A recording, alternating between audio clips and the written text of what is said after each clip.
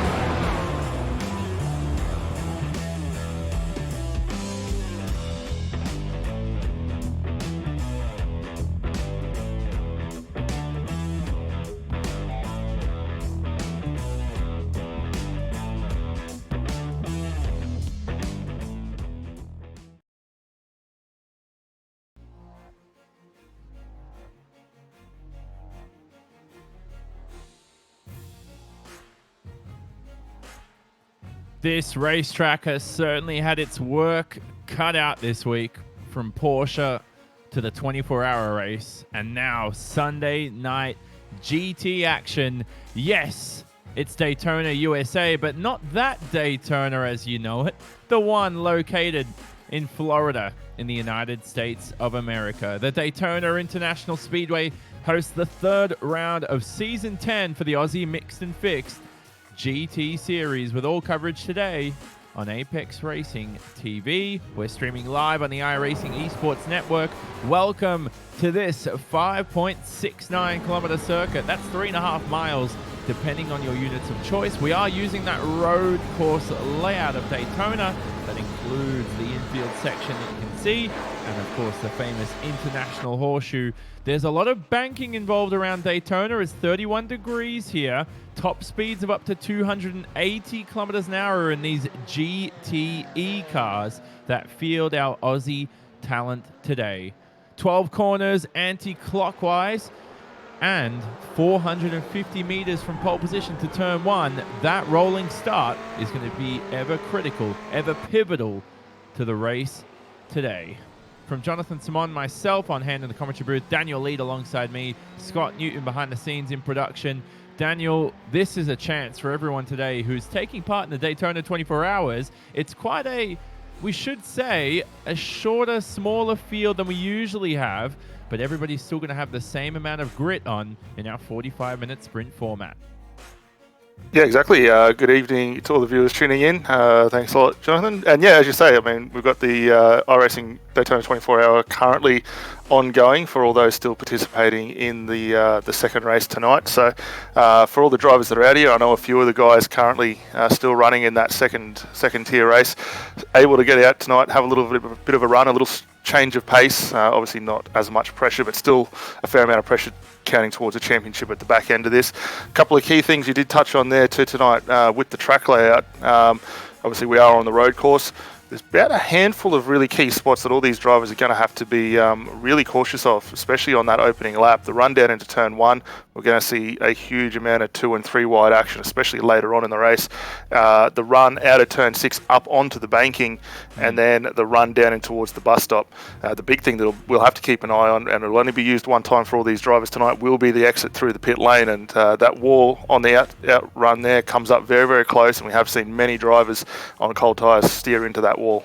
Yeah, one mandatory pit stop required, as Daniel just said, and that's what all drivers are going to be hoping to do, is only make one trip to the exit of the pit lane. But we've seen drivers get a little bit too hungry, and those cars can get quite damaged here. Here's the grid on screen. Lee Vandenberg leads the field away in that 763 car. Neil Pearson joins him on the front row, so we don't have many teams represented out there as usual. I don't see many of the Mach 1 Esports cars out there to aid Lee Vandenberg's pursuit of a race win today. How about Michael Spithill starting from third? Justin Ruggio with his first top 10 start of the season will start ahead of Aidan Luthwaite. Rounding out the top 10 will be Michael Taliancic. Good to see Michael back in the field, Daniel. He's an ever-quick driver in iRacing. Yeah, very quick driver, and great to have him back out there as well. They've got a couple of other good teams along the way. Michael Whiting out there for Fishy Motorsports, Ray Oliver down in the 30th for JPS Simsheds, KRF Motorsport being well represented as well tonight, and then Race Control as always on hand, thanks to Ryan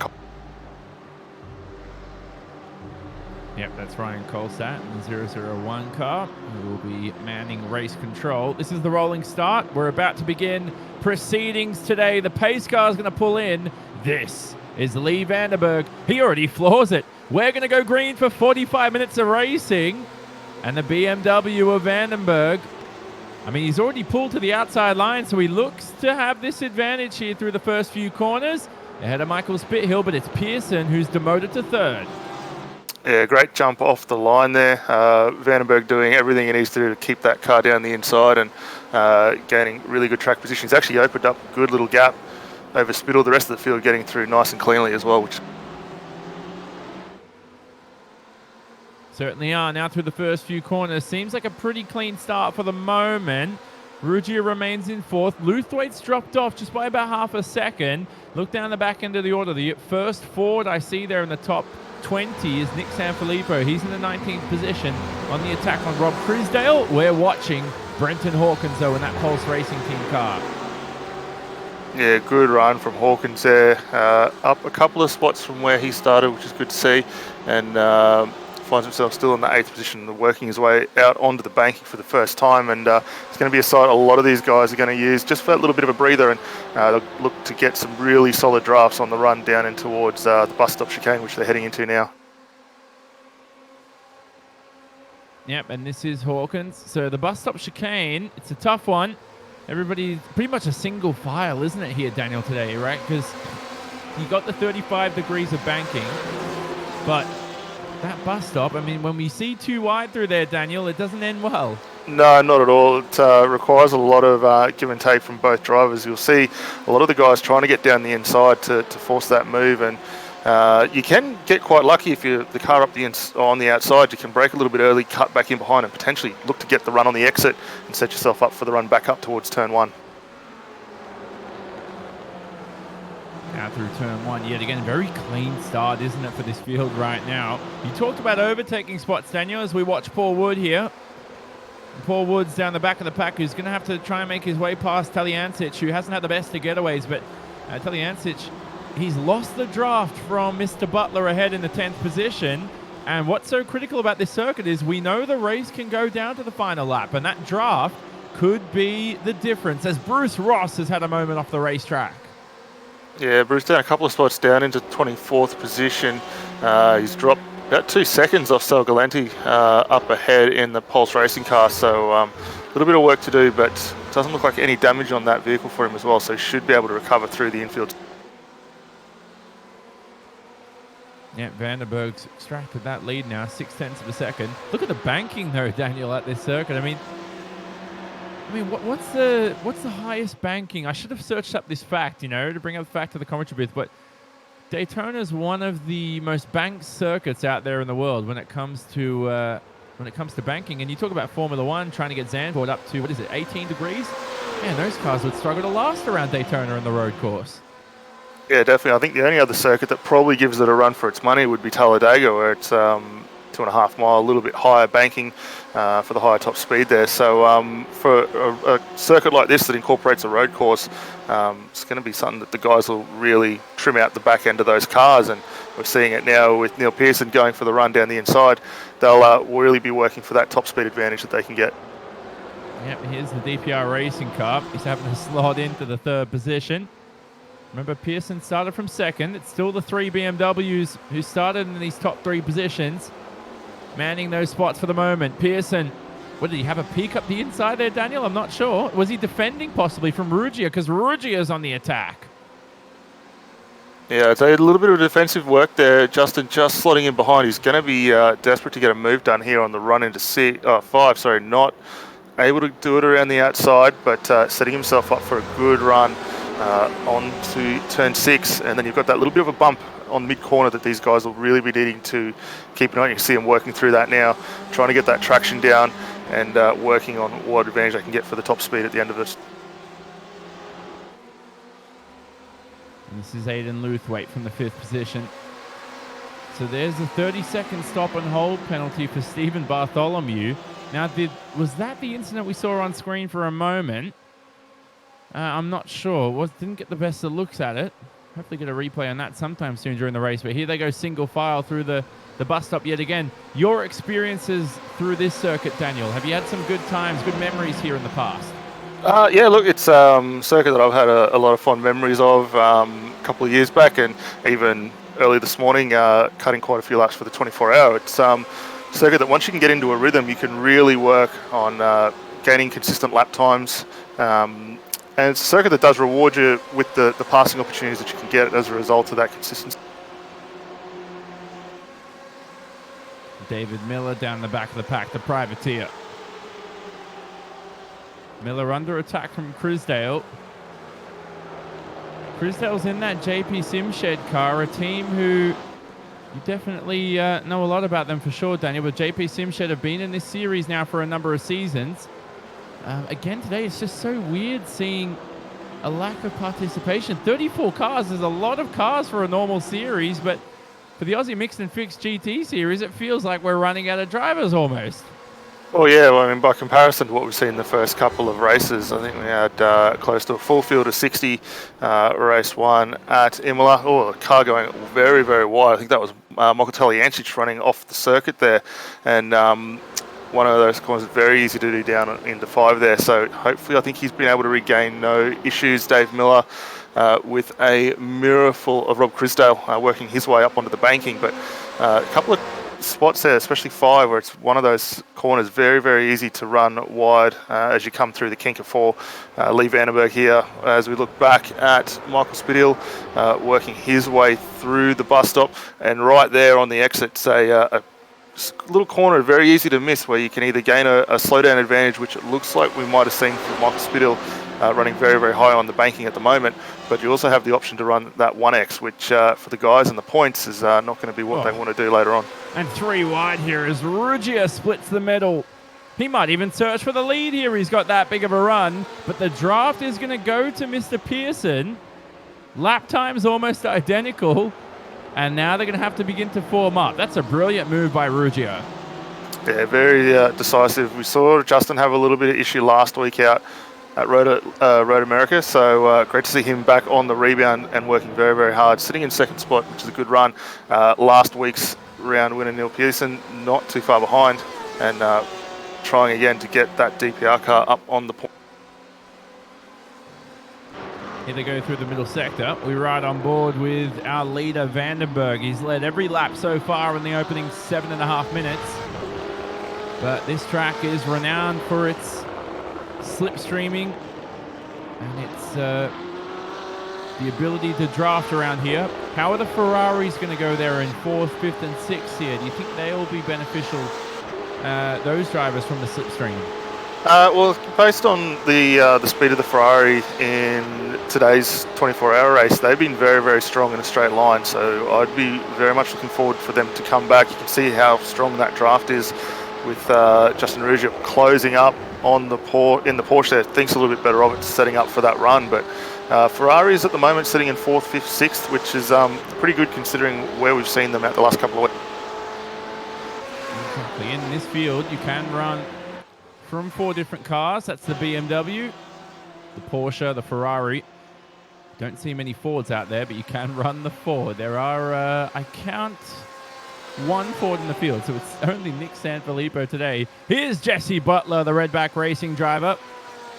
He's in that Porsche, and he is about to be passed by the BMW there of Brenton Hawkins, the Pulse Racing Team driver. It's not even close. He's straight past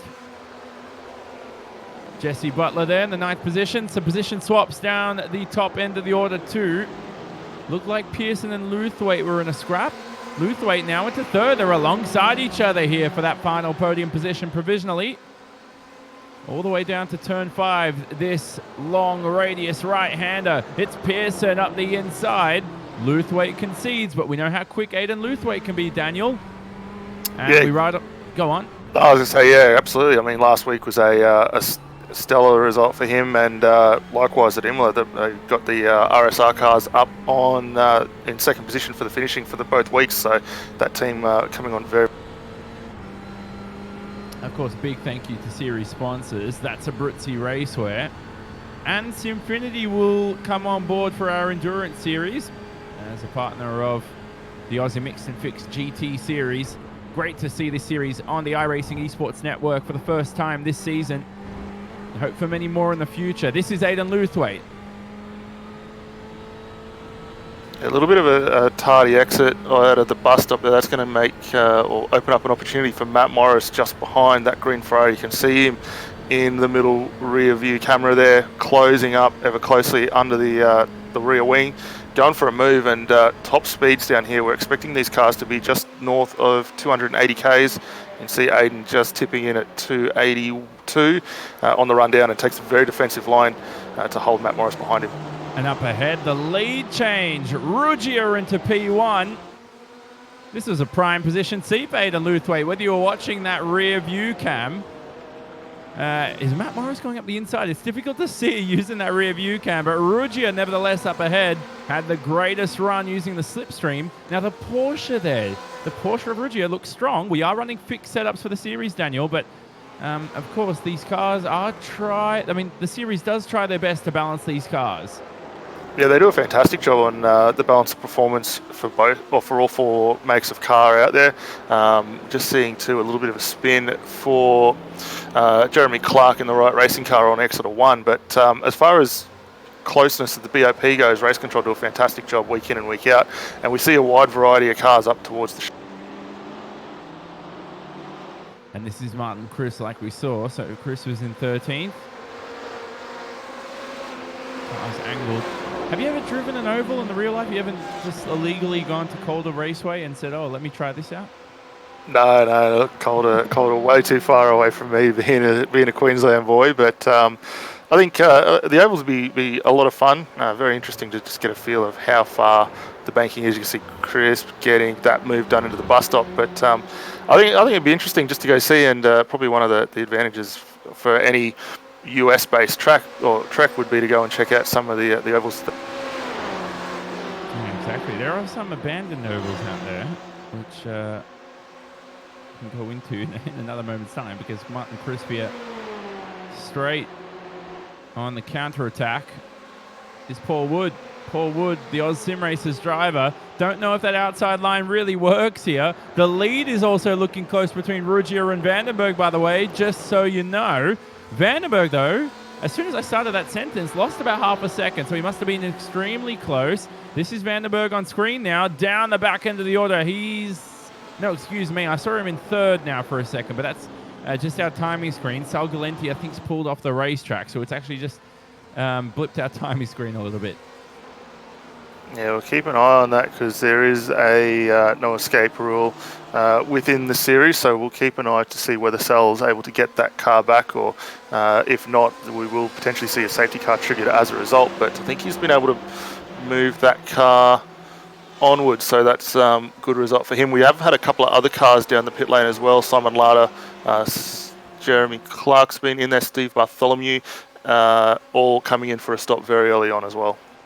And if you're new to the series, welcome along. You can only make that compulsory pit stop that's required in this 45-minute race. You can only make it at the at the beginning of your third lap. So it has to be your third lap and not the leaders. So anybody who makes it at this point of the race, of lap 8, should be okay. Here's Michael Taliancic, who is one of the quickest in the supercar, Daniel. It'll be interesting to see how he fares in a series such as Scops this season, when the new supercar is more understood by our talent. Oh yeah, I think he will come on very, very strong. Actually had a great run on Friday night, actually, with his teammate Andrew Gilliam, and they got up on the podium in the AOSC Super Series race as well. So very accomplished driver in the V8 supercar, already taken to the new car like a duck to water, and showing exactly what his talents are like here tonight in the GTEs. Bit of battling going on here with Taliancic, though. That's his teammate. No, excuse me, it's not. What am I saying? It's just another BMW. I get confused here. Not every BMW driver is a teammate of each other, but there is Taliancic right behind Rob Crisdell. Crisdell's for the JP Sim Shed team. Taliancic, of course, is a Pursuit Sim Racing driver. Look at the amount of BMWs on the timing screen there, Daniel. Now, in this series, you can't change your car after your first round, so it's not a bias for this racetrack. But when these drivers looked at the schedule, and we head to Le Mans next week, and we head to the Catalunya circuit, Bathurst, of course, for the endurance races, a whole lot more. Did they think this BMW would be the best all-round car? Look, I mean, we had a guess at this last week, and I completely called it wrong. We thought the Ferraris and the Porsches might have been up with the style of that car around here, but from what we've seen so far, the BMW, bit of a dark horse. It's very well balanced, as we all know, with that longer wheelbase of the car. And I think with a few of the circuits we're going to, obviously Daytona, off to Le Mans next week, probably going to be very well suited cars or tracks for that particular car. So we're probably going to see them up towards the pointy end. As we see another bit of a battle further down the field, Pat Geller and Michael Whiting just behind, going on for a run across the start-finish line. I think Geller will still remain here. They're going to go very, very defensive into one. But as you say, a lot of BMWs out here. I'd love to see a few of the other marks and up towards the sharp end. It looks like we've got Justin Ridge still at the front, Aidan Lithuate up there in the Ferrari as well. So good to see a little bit of variety at the sharp end. Yeah, definitely. Neil Pearson, of course, winner last week at Road America. He's third in the championship. Don't see Braden Nash here racing today, and no Mia Ott, who leads the championship. So this is a great opportunity for the likes of Neil Pearson in the championship in P3, or even Lee Vandenberg who is in P4 in the championship. Don't forget Aidan Luthwaite, who rounds out the top 5 in the standings. So these 3 could easily lead this championship coming out of Daytona. No Danny Davison either. And with Scott Gamble nowhere to be seen in that top 20. Looks like the points are going to go to those 3. This is Brenton Hawkins, though. And he's lost the draft. He'll be counting on a safety car. Yeah, that's the biggest thing around this circuit, and we'll need to keep an eye on that, especially as the pit stops start rolling off. You really want to come in with a pit partner, just so that you've got someone to utilise the draft with and get yourself back up. And right now he's got Michael Spittles starting to close in, but the gap between Hawkins and the next position up of Jesse Butler extending now to just on, where are we, 6 seconds up the road. So that's a long way to be without a draft, and you can see the advantage of it right now. Yeah, and this is now Spithill and Hawkins in a nice little scrap. They might as well work together, much like you do it in road cycling, you know. And through the, when you see the Tour de France and everything. I was trying to segue into Le Mans next week. That didn't work anymore. I've got to work on my segues. But anyway, here they go through the International Horseshoe. Hawkins back up ahead of Mr. Spithill. So, again, be interesting to see if a pace car comes out. Are there any competitive pace cars? Do you think that will ruin the action? Look, I don't think it'll ruin the action too much. I thought I caught a glimpse of a car off the side of the track there as well, which I don't think is still there. But look, if we do get a safety car, we'll bunch the field up. It will make it a little bit spicy for guys up the front end. Obviously, the top 4 well and truly out to the tune of about 4 seconds already. So if we get something like that in, close up that field again as we cut back to Vandenberg and Rouge is still fighting it out. I think that'll really spice up the action for the remaining 30 minutes still to go. Yeah, plenty of time remaining in this race. This race is going to go down to the wire, like we said. Ruggia, a driver in the real world. We've had Shane Van Gisbergen here in the past. Am I leaving out any other names, of course, Daniel? I know we had a few other names. I feel like someone's slipping my mind, so apologies to them. It's not anything in a personal way for sure, but it's great to see these guys who love sim racing and love motor racing in the real world really prove their worth here on the sim as the lead changes yet again. Yeah, big move there from Vandenberg down the inside. It's a move I've seen him pull off quite a few times already, very early hours of this morning in the 24-hour race, and he's got that car working exceptionally well. A little further back, Michael Teliancic coming under a little bit of pressure as well. Rob Crusdale sneaking back down the inside there, and Paul Wood just slotting in behind. David Miller slotting in behind Michael Teliancic, and they're also going to bring back in Paul Wood in that Ferrari as this little battle still continues on. We've watched a lot of Teliancic today. Ever quick in iRacing. He's got a lot of work to do today, though. He's got a multitude of drivers up ahead. So Michael Teliancic is one driver yet to make a pit stop. Most of your top 20, except Brenton Hawkins, have made their pit stop. Hawkins now, as you can see at the bottom end of the order, that's Pat Gallo, Nick Sanfilippo also in the pit lane. So Hawkins has got rid of his compulsory pit stop. Now, if he plays this to perfection, it should benefit him if a pace car comes out. Otherwise, are you a fan of an early green flag pit stop? Look, with knowing how the tyres operate around here, it's probably not a bad way. It'll move him out of some battling going on, potentially allow him just to work on getting the higher top speed and not having anyone to sort of wean the concentration on and lose that little bit of focus. So he's working up towards the back of Simon Larder in the Ferrari for iRacing just ahead, and while the gap's not too far between those, it will be enough that he'll start getting a little bit of benefit of that draft as well, which will start catapulting him further up towards the back of that Ferrari of Simon's. And look at Justin Ruggia, the leader, pits. And this will be very critical right now. There he is in his box as Ruggia, the OSR driver, is hoping to rejoin. I mean, it's a pit party right now. Teliancic in there, Miller, Crisp. Don't forget Whiting, Aaron Specchio. The rest of the bunch, there's so many names. I don't want to name them all. It's going to take forever. Ruggia in this very tight pit lane exit in that 996 car is out and away now with no draft. So here's the critical aspect I see of this, Daniel.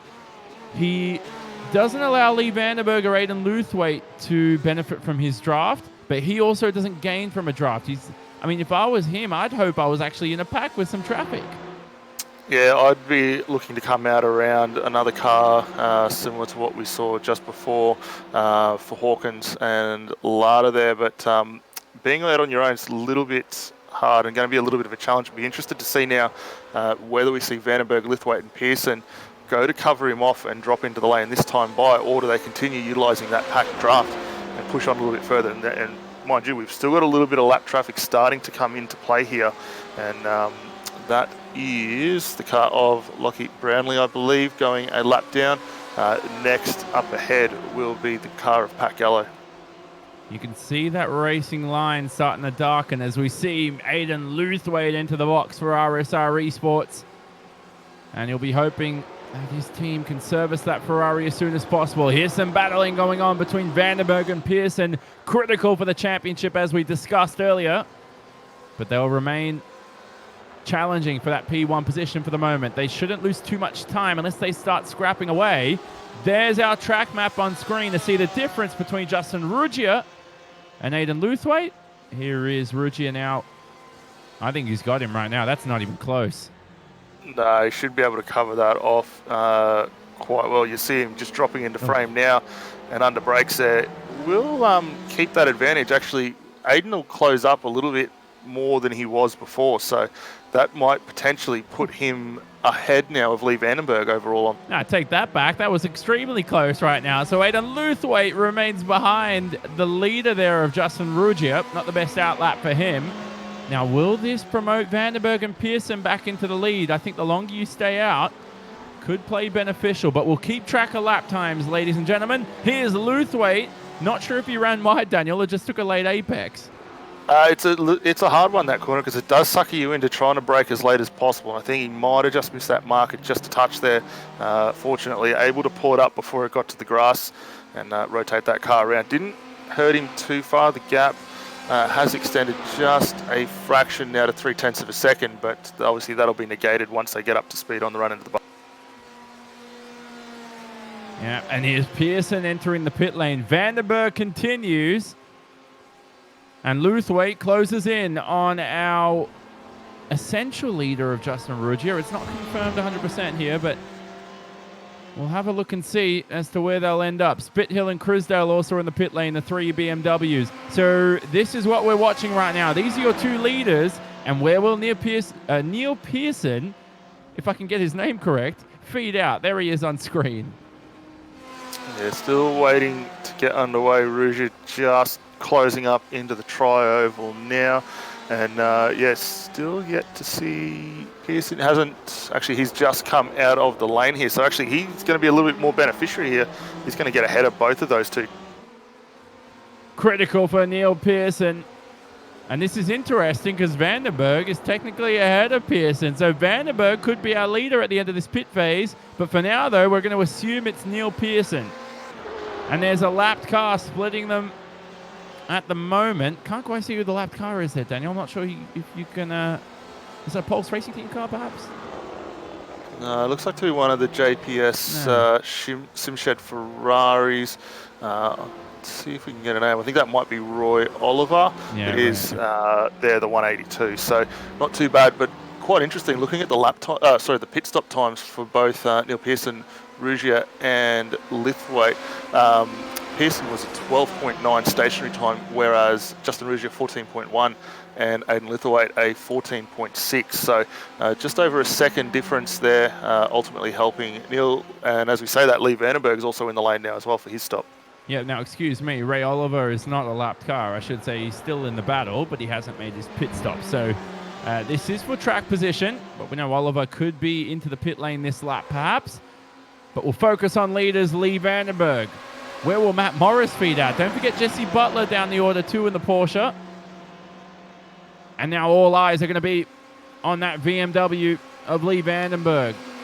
The only, one of 2 Mach 1 Esports cars out there along with Pat Gallo. He's got the first pit bay that you can see closest to the exit. There are your leaders screaming through the field. I think Vandenberg's lost out. Yeah, Vandenberg with a little bit slower stop of 15 flat, so he's taken a little bit more fuel there, and that's ultimately put him behind this group. You can see at the top of frame there, just coming in. So Vandenberg slots back into the 4th position. Jesse Butler dropping to 5th. Matt Morris down into the 6th spot. So the times for the guys that came in a little bit later on, back around that 14-second, the quickest of the whole bunch though, Neil Pearson at 12.9. So really lightning stop for him. Now if I'm... Oh, Jesus! No!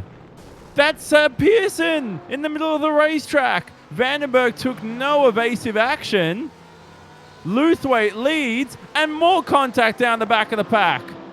Damage for Rugia. Damage for Pearson and Lee Vandenberg. Luthwaite is going to lead this race untouched. Here's the replay.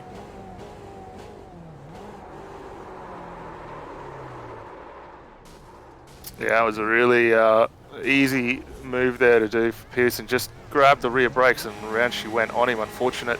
Rouge didn't really have anywhere to go. Vandenberg, I think, probably trying to avoid it, but the car obviously not wanting to rotate mid-corner. But as you say, Aidan Lithwaite now out front to the tune of 3.1 seconds. So while all that was going on, he has essentially been gifted the lead of the... He could be essentially gifted the win. The pit phase is over. Now, whether or not a pace car comes in again, we don't want to keep mentioning it, but that could always come to haunt Aidan Luthwaite in this race. This is Simon Larder on screen in P11, but what do you make of that, Daniel? Do you think for Vandenberg, I think he could have done a better job avoiding the carnage, to be honest with you? Yeah, it's a little bit of a tricky one because the car at that point, you're coming with a lot of pace. It doesn't want to rotate, so you can take it a little to the left and you're ultimately going to find the grass. If you try and keep it dead straight and slow it up as much as possible, and that you see the end result of that. And I don't think Lee would have tried to go in where he did, but it was probably about the only thing he could have done to get that car stopped and maybe not make that damage as much as it was. Did notice though, as a result of that carnage though, Rouge is already down somewhat to the tune of about 6 kilometres an hour in top speed, likewise Lee Vandenberg as well. So the error on both those cars starting to be impacted now. Oh, you can't win the race. I'm going to ride him off. I mean, I've been in similar situations in the past, Daniel. And as we watch Simon Larder, by the way, is yet to make his mandatory pit stop today, along with Chris Pellett behind. And to be honest with you, I've been in cars, I think in the past once, where I was down about 12 kilometers an hour in straight line speed, and you just sit in P2 and you've got no chance. You literally don't know what to do. You just sit there and say, you know what, I'm just going to keep pressuring them, hope that they make a mistake, and they probably won't, and I'm just going to finish second. Maybe that's Rugia's best hope today. Well, look, normally I tend to agree with you on that, and I think looking at what we've seen so far in the Daytona 24 official race, it is possible for those cars with a little bit of damage to still maintain a good position. And Rugia's got a couple of options. He's still going to be strong on the infield section where you can gain quite a little bit of time. He'll lose a little bit overall in the draft, but you could potentially see him slot in behind Neil Pearson and utilise that draft to effectively slingshot around the end. And we said the final lap could be all important for those final positions, and that could potentially play into his strength. Now we're watching Chris Pellett on screen. There's a lot of two-wide action going on ahead of him. That's between the two BMWs there of Teliancic and Miller. And I'm also seeing Lee Vandenberg having, I think there's been 4 or 5 position changes for Lee Vandenberg. He's alongside the Ferrari there of Matt Morris. And the VMMR car is in P4, so Vandenberg demoted. How about Mr. Jesse Butler behind in the Redback racing car? He's also looking hungry to make amends for his qualifying performance. Hopefully end up in the top 5 for Jesse Butler. But for Lee Vandenberg, yeah, I looked at the timing screen and his name just would not stop shuffling up and down. Yeah, and that'll be the result of that damage on the front end. It's going to really hurt him there. I think he's going to be just about close enough right now to still maintain that draft of Matt Morris. As you see Morris down the outside and gets the move completed on Neil Pearson long before the bus stop. So he adds the outright pace of that Ferrari up a notch. You see Vandenberg closing in on the compression there and not losing too much, but Butler's going to be in the prime spot now to have a run at him in 3-1.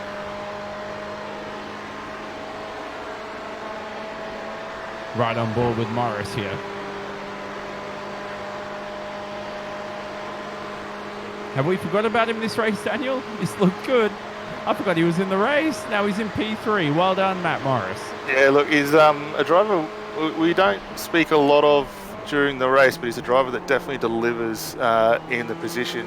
We've noted a few times qualifying may not be the key strength, but the end race results is where he tends to shine, and at the end of the day, that's what's critical for the championship. So Matt finding himself up in the third, very clean looking car, likewise the car of Neil Pearson behind, and surprisingly finds himself up in that third. And what would you know, we got two Ferraris, a Porsche inside the top three, the BMW's just on the outside looking in. And they're having a nice little scrap here. It's Morris, like we said, ahead of Pearson, Lee Vandenberg, and of course Jesse Butler. This is Dominic Malete. We haven't watched much of the Supervac Esports driver. Someone I've actually raced in the past. I remember, I think in an F3 league race I did last year. I don't know, it's been a while, Daniel. My memory's not keeping up with me. But Dominic's very quick in the F3. First time I've ever seen him race in a GT, I think. Yeah, look, not a name that I've been familiar with across the series so far, so I believe a new entrant, and having a pretty good run, it must be said. Currently 16th, he's just behind Paul Wood of Aussie Sim Races. They're going to go for a move and set up down in towards the bus stop, and at the moment looking quite good, up 3 spots from where he started, and coming home with a pretty good run at this point in time. Good stuff from the Supervac Esports driver. Behind him it's Sal Galenti, who's a veteran of the series. In the Ferrari, you can't even really see Galenti on screen. It's a bit of a struggle. Now we get a better shot of him as they head through the 31 degrees of banking here at turn 4 at Daytona. Look at the position changes up in your top 5. We're watching Spithill though, and he's in a scrap here with Rob Crisdale. The two are alongside each other into turn 1. Now don't forget, ladies and gentlemen, with 12 minutes remaining in this race, positions and points are on offer. We can't forget right now, it's a sprint race format. Take your mind out of that 24-hour endurance fever that you've been having this past day and get in the fact that there is only 10 minutes remaining. The hunger's on, and with a lot of absentees in this event for round 3, there are a lot of points and championship positions out there on offer. Yeah, definitely. And while we do have a few drivers away for that, I mean, any points you can gain certainly going to help you out in the long run. Still quite a few rounds left on the calendar for these drivers, and every point's going to be key. Spithill gaining just a touch over Crisdale on the exit, but Rob's going to get a nice little draft now, and those drivers actually really starting to extend a gap now over Michael Talianchis to the tune of about 2 seconds. You can see Talianchis in that bunch still on the banking. Crisdale down the outside, and I think he might have enough to get this move just about set up. It's going to really compromise Michael Spithill in the mid corner, and we could even see another big charge down towards turn 1. Certainly possible here at Daytona. This is Paul Wood down the order in 16th. Paul Wood, oh, a bit of a jump over the grass there, Daniel. Oh, and into the wall was Galenti, I think. Did it look like he hit the wall? It was awfully close. Yeah, I think it may have been just a slight glance. You can get away with that, potentially just a 0x on the board there for him. It doesn't look like it's bent the car in any way, and top speed at the moment still thereabouts 280 k's across the line, so he's looking quite good. There's a huge train of cars up here for on screen at the moment. Chris Pellett, Michael Talianchis, Simon Larder, and Brenton Hawkins all involved in this scrap. Here they are at the International Horseshoe. Oh, up the inside is the Porsche. Bullying his way past is Chris Pellett. Not sure if you'd say that's a brilliant move, Daniel, but you know what? I love being physical in racing. Rubbing is racing. And a bit of contact never hurt anybody, to be honest with you. I'm still in rallycross fever. Look, it is that's the age-old thing. Rubbing is racing, and certainly all these drivers out here really working for it. I'm sure Michael's going to want to make amends for that as quick as possible. He hasn't lost a lot of gap to the back of Pallett, and he won't like being manhandled around this circuit. So look for Talianchis to potentially come back at him in the next lap or two. He's still got 10 minutes on the clock to get a move sorted and dusted, so potentially we'll see that happen.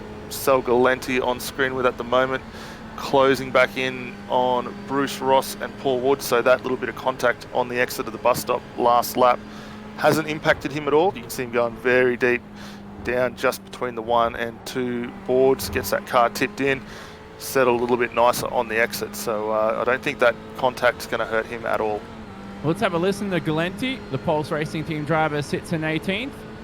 This will be the run down to the first sector.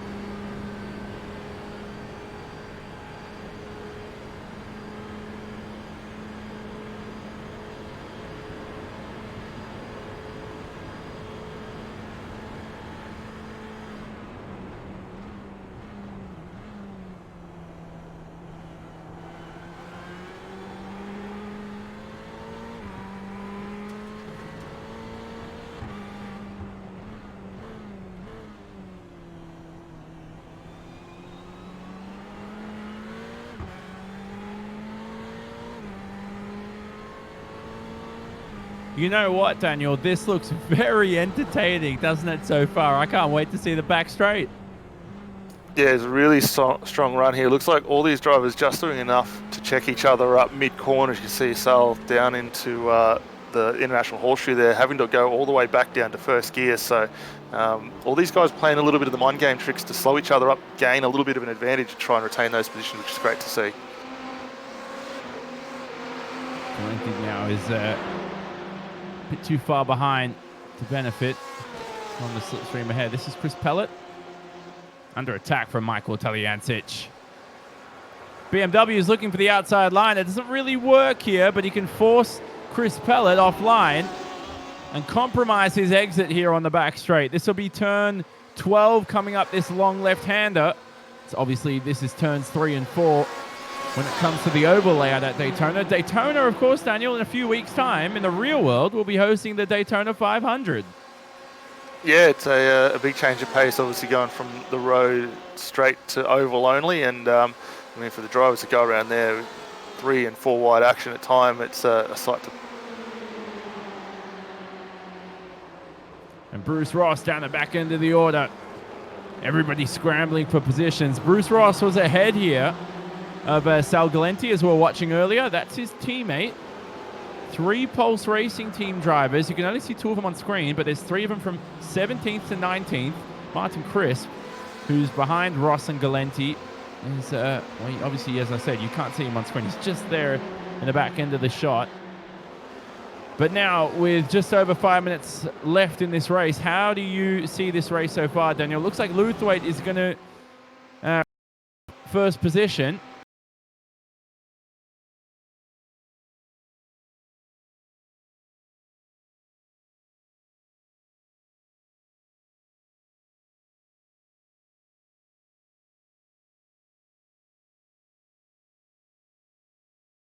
There he is.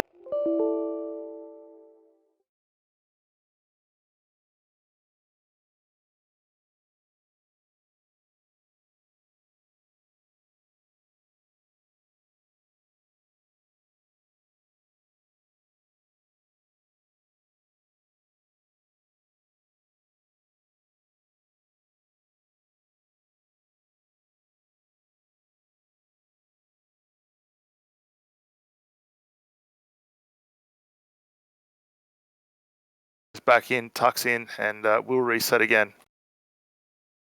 Brilliant stuff here from Maruggia. He's got 5 minutes, mate. You can do it. Maruggia is somebody I spoke to quite a bit when we did the Supercars E-Series, Daniel. He's quite a good fellow behind the scenes. If you're in the paddock of a Super 2 race, just definitely get to know Justin Maruggia. He's a good bloke. And, yeah, go on.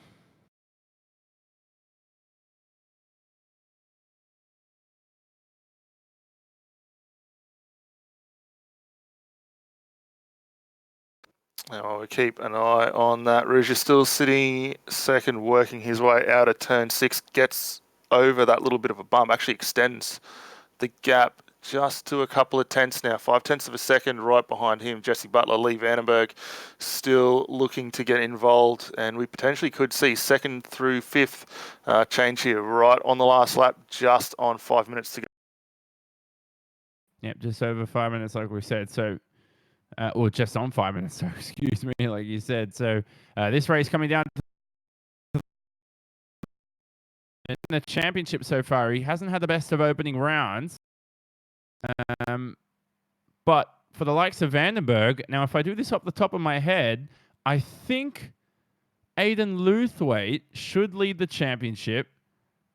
Maybe. I could get that wrong. Lee Vandenberg does have an opportunity to defend. But here's Ruggia. Straight past is Matt Morris. And possibly Ruggia could be demoted down the order here. Yeah, great run from Morris. Got the draft where he needed it. Butler trying to go around the outside again, which is not going to work for him. Lee Vandenberg has closed right up onto the fight of this train. So 4 cars nose to tail and not much left in it. I think Morris going to struggle a little bit now having Ruggia behind him. That tow for Justin's going to help him have a return attack here, and I would be looking for him to get a move done potentially either into the bus stop or looking to set one up for another run down the inside into turn 1, which is probably the prime spot on this circuit to get a move done. Now, apologies if you don't see any pictures. We're just trying to sort all that out behind the scenes, but we'll keep you updated ABC grandstand style with some audio here. It's still the Ferrari there of Morris in second, so he's promoted himself into that position. It's up to Justin Ruggia, the OSR driver, to head his way down the order. And right now, in this race, with just a few minutes remaining, this is the important scrap for points.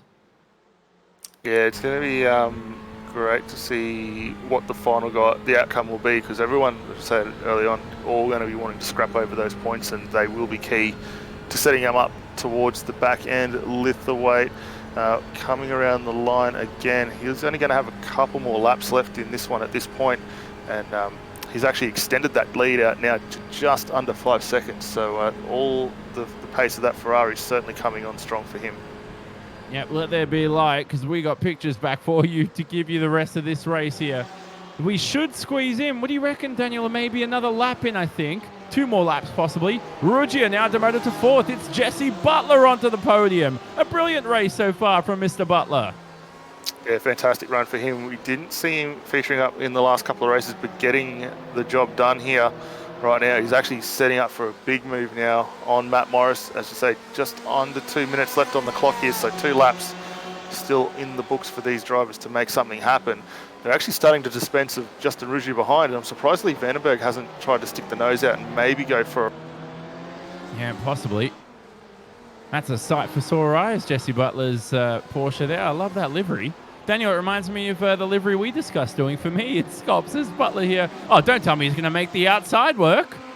He may indeed do so. It's hard to see from this angle. He's almost clipped the wall trying to make that work, though, with all the marbles. Yeah, hanging tight around the outside, trying to utilise that side draft, which I think will see him get a little bit, may even get the little push from Ruggia behind. This could even end up 3 wide as Justin sticks the nose. They are playing for sheep stations right now. Oh, goodness me. Morris remains in 3rd. Ruggia will remain in 4th. Butler's going to be sandwiched by the 2. Now, don't forget Lee Vandenberg. If he can finish on the podium, he should have the championship lead coming out of this round. It's something that we're just estimating for the moment. But here's Butler for 2nd. This will be an iconic result.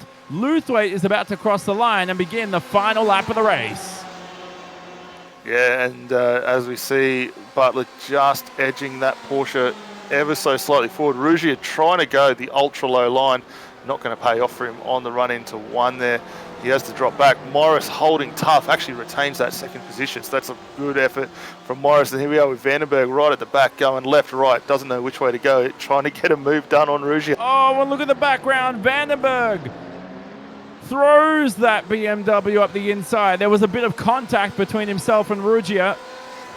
And Ryan Kolstad from Race Control will be having a look at that. But to me, it looked clean. Ruggia had to back out of it coming out of turn 1 like we saw. And here's Ruggia back on the attack here for P4. Yeah, I think it might have been a bit of a redress there for Lee. Opened the door very, very wide. And he'll have 1 or 2 more opportunities to get a move done. He's really going to need to flow that car nicely through the bus stop to set up for a run across the start-finish line. But remember, both these cars are damaged from earlier contact. So keep an eye on that. Butler closing up on the slingshot into Matt Morris for 2nd and 3rd as well. So those two very, very close. And race leader will be coming across the line in the not too distant future, as we quickly cut back up to him having a final run on the exit of the bus stop in through NASCAR 3 and 4, and a solid run for the RSR Esports team. And today's result for RSR Esports, Aidan Luthwaite, will cement himself for sure as a championship contender this season. He's been so strong to open up 2020, and he's going to claim his first race win of the season, and another win for the RSR Esports team, with Jesse Butler coming home in second. He'll remain ahead of Matt Morris. Those two with a critical podium to reinvigorate their campaign for Season 10. As we hear the fireworks ablaze in the background, it'll be Ruggiero ahead of Vandenberg across the line. A drag race between Chris Pellet and David Miller will mean Chris Pellet will end out on top in 9th. Miller will round out the top 10. But at the end of the day, celebrations as we're still racing here. 3 wide. I'm telling you what, the Pulse Racing Team car there is Specchio, ever brave. But I tell you what, though, Daniel, all eyes on Aidan Luthwaite. A brilliant race result. Yeah, fantastic win for him, and that was set up by that earlier spin of Neil Pearson there in the DPR car. Unfortunate for him on the exit of 5 that also involved Ruggiero and Vandenberg. But as a result of that, came away with a fantastic win and was never headed from that. And this is Lockie Brownlee coming down to round out our 30-car field. But another good race here for the Aussie Mixed and Fixed GT Series. Career best result for Jesse Butler in that Redback racing car. One to remember for sure. Hopefully he can continue this form in the future, as we'll look at our final race results in a second's time. I thought that was the finish line for a second, Daniel. It's coming up. Yeah, one final blast around for Lockie Brownlee, running a little bit of a retro livery there on that car, so we'll keep an eye on that car, looking ever splendid as well. No major damage on him, but he will come across the line for that final. Yeah, and this will, I think, Scott, behind the scenes, it's a good time to look at the race results now. Possibly. Should be everybody coming back through the field. Lockie Brownlee's driven splendidly. There are the race results. Nevertheless, though, Aidan Luthwaite with a valiant victory. The RSR Esports driver won by 5 seconds around a track that we expected the race to go down to the wire, and it did, but not for the first position. Certainly for your provisional spots from 2nd to 5th. They officially ended up as Jesse Butler, Matt Morris, Justin Ruggiero, and Lee Vandenberg. Now, that position was readdressed by Vandenberg in the closing lap, so whether or not the race stewards will take another look at that is another question. But a 5-second penalty will still keep him in the 5th position. So he's got that buffer, does Lee Vandenberg, who started this race, of course, don't forget, from pole position. Michael Spithill from 6th, just ahead of Rob Crisdale. Rob Crisdale just ended up ahead of Neil Pearson, who after the damage demoted himself down to P8. Just couldn't keep that car in a competitive mode. It was David Miller rounding out the top 10, with Michael Taliancic just finishing ahead of Lata and Dominic Malit with a brilliant result in the 13th position. Paul Wood down in 16th. Aaron Specchio, hungry across the line, was Mr. Specchio. Ended up 37 seconds behind Aidan Luthwaite, but it was a very speedy finish for sure. And you can see how close the gap was between Specchio and the 3 drivers behind of Michael Whiting, Luke Page, and Sal Galenti. 0.3 of a second. To be honest with you, less than 0.3 of a second, technically, separating those 4 drivers. Martin Casey also close in the 22nd position. And then rounding out the field, you can see in the rear end of the order, Pat Gallo, Shane Best, all the way down to Kieran Jessup, who ended up a lap behind. Brady McHugh with issues. Did not finish this race, along with Christina Nasarik. Ryan Kolstad, of course, don't forget, is race control. So he's listed there as a driver, but he is, of course, a 001, officially not a driver. We will head to post-race interviews, and we will grab Aidan Luthwaite in a moment's time. Let's get him up here. Fire out. Here he is. And Aidan, we've grabbed you mid-conversation, so we're glad you didn't slip up on a swear word or anything, mate. But I'll tell you what, you'd be very delighted with the race victory today, and we don't know if it's a championship lead for you, but I'll tell you what, you take that race victory nevertheless. Yeah, oh mate, the championship would be close right now. I'm not sure what the standings would be right now, but that was an insane race. Seriously, like I had no idea I was going to win that. I thought these guys, like the Ferrari, I don't think had the pace really this time round. I think with the whole BMW thing going on, I just thought, nah, there's no way we can do this. But I mean, here I am. I suppose it's a really big surprise. Can you talk about the pit phase now? Because you seem to benefit the most, I believe, from that pit stop phase. Now, was it a quicker pit stop for you, or do you think the draft helped? Because it was difficult to call. I know Lee Vandenberg had the most awful of pit phases between the four of you. Yeah, I think, well, there was the four of us in the front. There was obviously us four all at the front. Justin pitted first in the Porsche, and I'm like, okay, I'm going to follow him. I'm just going to take a bet, just see what happens. I rejoined just behind him, and yeah, I did benefit from the whole thing. Next minute, the two car, I really can't remember who they were. I think it was Neil and Justin. They crashed in front of me. I'm like, wow, I couldn't believe what happened. But yeah, the pit stop did show some benefits there for me. Yeah. And going into next round, it's Le Mans. I mean, if you can carry this advantage heading into Le Mans, I mean, the Ferrari looked good today, didn't it? And I tell you what, a similar track as Le Mans. You've got long straights, plenty of slipstream on offer. I mean, there's no question. Even when all the other, there were a lot of drivers missing today, but you've proved yourself that you're one of the top drivers out there. Regardless of the other drivers missing, you probably could have still won this race. Yeah, I mean, well, I hope so. Yeah. With Le Mans, yeah, I hope we do well there as well. Like you said, yeah, similar track, lots of straights. We just need to get qualifying right for the most part, because we need to try and get a gap in the field where we can get optimal slipstream, because obviously pace is very much determined with slipstream with these types of tracks. But yeah, hopefully, hopefully I can keep up the momentum. Yeah, definitely.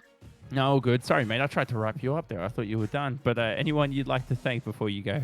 Yeah, I would like to thank all of our sponsors at RSR Esports. Our sponsors include the Butt Kicker, our social media partner, Formula Hypersoft News, JL Designs, and Abruzzi Simulator Racewear. Yeah, awesome. All right, we'll leave you to it, Aiden. Hopefully see you in 7 days' time for another post-race interview, and hopefully a top 3 finish, mate. No worries. Thanks, man. So that was Aiden Luthwaite, and Daniel Leet will be alongside Jesse Butler, who came home with a career-best second result. How we going, lads? Yeah, g'day Jesse. Mate, congratulations on second tonight. You put up a fantastic battle with Matt Morris in the closing laps. Once that pit stop sort of unfolded, you set yourself up for the prime run at the finish, and as you came at the end, how was all that for you? I'm trying to actually believe what just happened. Yeah, like you said, it was career best to even get onto the podium in split one. It was just, I'm speechless. I really don't know what to say. Well, let's touch on that, because obviously we haven't seen you in the first couple of races so far for the split one, but coming in tonight, was the goal to try and make a move towards the back end of the race if you found yourself up there? Because it looked like you'd set that run up on Morris probably from about 2 laps beforehand, and then set up with a really nice run out of the exit of the bus stop to carry that momentum. Yeah, I noticed throughout the last probably 5-6 laps, it just seemed to be that I was really had a lot of pace in the straight line. So the lap before, I realised that I got up beside Matt before the start finish line. I was like, right, well, if I just back off and just let him go and then have another crack down the straight again, I'll see if I can get a good enough run out of the bus stop. And it seems to me it worked for me. Yeah, that's what they say. A bit of tried and true, mate, always comes along well. So fantastic run. How did you find, obviously, with it being such a draft run out here tonight, had you needed to put in much laps in the way prior to the 24? And was there anything you were able to carry on from the main race into the AMF race? Well, the worst thing is I actually done the 24 in the BMW. So coming into the practice tonight, I was trying to learn a whole new setup, trying to get back to my habits in the RSR to make it work for me. Lucky enough, I was able to convert it pretty quickly back into it. But no, it was great to be up in there and really good to race against these guys. It was just a dream come true, really, to be up here with these guys. Absolutely, mate. Well, look, it was a solid effort for yourself, a great run, coming home second tonight. Le Mans next week, which we'll hopefully see you out there for as well again. But before we let you go and crack open the bottle and enjoy the second tonight, is there anyone you'd like to give a shout out and a thanks? Yeah, I'd like to give a shout out to Redback Racing. Only been in the team for about 2 months, so thanks for having me. Bow Repairs, Mackay, PGR, Gold Coast, and RMS. Thanks everyone for making this possible, and just keep it going. And I'd also like to thank AMF for putting in an awesome show as it usually does. So thank you, and Apex Racing as well. Thank you. Fantastic, mate. Well, again, enjoy the celebrations tonight, and we'll certainly look forward to catching up with you again next week out at Le Mans. Thanks, mate. You too. And that means we'll finally grab Matt Morris, who rounded out our podium for the final interview of the day. And Matt, we got you, Matt, first of all. Hello. I don't know how to make your season so far. Round one, were you even at attendance in round one? No, I missed round one. I was here last week and this week. Yeah, so you finished 5th last week. Yep. And now you got a podium for yourself. Does that mean P1 at Le Mans? I'm expecting it. I don't know. The Ferrari's good and straight. That's why I chose it this year. Just Porsche really have to drive it hard, whereas this thing can sort of just sit in the slipstream and look after your tyres. So I'm looking forward to the big open tracks, actually. Yeah, and Daniel and I have been speaking. It's very odd to see you in the Ferrari. We're still trying to get used to it. But for today's race, I think it was about the 20-minute mark, and nothing to be taken in offense, but I didn't really... I forgot you were even in the race, and all of a sudden I'm like, goodness me, Matt Morris is driving well. He's looking good for a podium. Yeah, I think it was the incident just after the pit stop. The incident with the guys at the front. I think that backed them all up, but I seen when they went in the pits early, and I thought that they'll get held up in a bit of slow traffic if they got put back in the pack, so I just ran long and it seemed to work. And what are the challenges of getting used to the Ferrari this season? Is it something you think that, and is it the car that you think you're going to get stronger the more you drive? It's completely different to the Porsche, but at the same time, it's a lot more forgiving. Like you can sort of four-wheel slide it without rotating too much, and the Porsche, once you start to slide, you go around. So it's a lot more forgiving, I think. So once a bit more confidence, and I'll get up there. And we're watching the battle between you and Jesse Butler here on screen in the final laps. Now, talk about that for a moment, because again, at Daytona, if you're giving tips for anyone out there, is it more about luck when it comes to slipstream, or is it about placing your car? Is there anything you can do on the defensive? Because you just seem like a sitting duck there at the end of the race. You've really got to back them up when you're coming onto the straights, like through the chicane. If you can back them up a little bit and get a run, whereas I didn't get a good run out of the final chicane, and I was hoping the back marker in front was enough draft to sort of pull me away from him, but I don't know. I think he got me under the yellow line though, so that'd be interesting. Oh, okay. So maybe possibly a post-race penalty. Who knows? I don't know. Fingers crossed. It was a good race though. Just to be on the podium's good. Yeah, I'd be messaging Ryan Colsett. I might even buy him dinner tomorrow night, mate. Uber Eats and mail it to his house or something. We'll see. It's up to race control. They're on the ball. They get it 90% right. So. Great save there, mate. Great save. Who gets it done for you? A lot of people to thank, of course, from the VMMR team. Yeah, Velocity Motorsport Magazine obviously is the major sponsor, supporting us for a long time now. Trackstar, the workshop, it's good. And just the guys in the team, and you guys for broadcasting it and getting us a little bit noticed. It's good. Yeah, it's awesome, and the series is always going to keep growing for sure, hopefully. We're on the Esports Network now, and hopefully more for the future. That was Matt Morris, who you can see on screen in that VMMR car, and he came home in P3. Thanks, Matt. We'll hopefully see you next week. But Daniel, for us, it's time to wrap up here from the Apex Racing TV commentary booth, and it's been an interesting round at Daytona. A lot of drivers missing, a lot of slipstream to take into account for, but Le Mans next week. The Circuit de la Sarthe. It's a one that we're about 6 months early, aren't we, in comparison to the real Le Mans event, but it's one that we're going to race there for only 45 minutes of action, and I don't know what to make of it so far. I'm really excited 7 days from now to see how the race pans out. Yeah, look, I'm really looking forward to seeing what Le Mans brings us.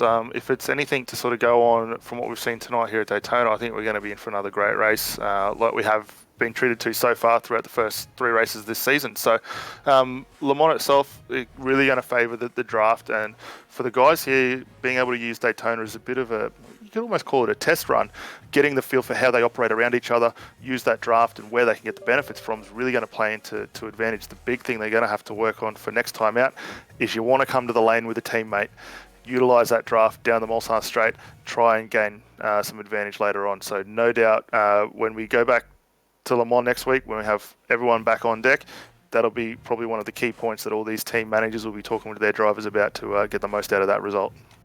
Most certainly, and those GTE machines that you saw in action today will be back again for the next race on the 26th of January. So that's in 7 days' time on this Sunday evening in Australia. That's 8:45 p.m.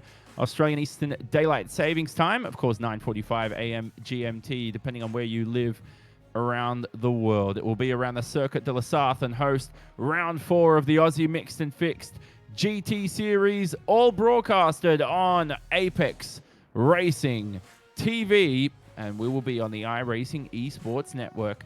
Check out series sponsors Abruzzi Raceware and, of course, Simfinity at their corresponding platforms and websites. Thanks to everybody today and all you viewers for joining us. You make these broadcasts what they are. From myself, Jonathan Simon, Daniel Lead alongside me, Scott Newton behind the scenes in production. This has been an Apex Racing TV presentation, broadcasted, of course, on our associated platforms. Visit apexracingtv.com, and you can find more information on sim racing broadcasting. Our winners today were Aidan Luthwaite in that Ferrari, and we'll hope to see somebody else continue this. I mean, we've had no multiple race winners this season, have we? So we'll see you at Le Mans and see if that will occur in 7 days' time.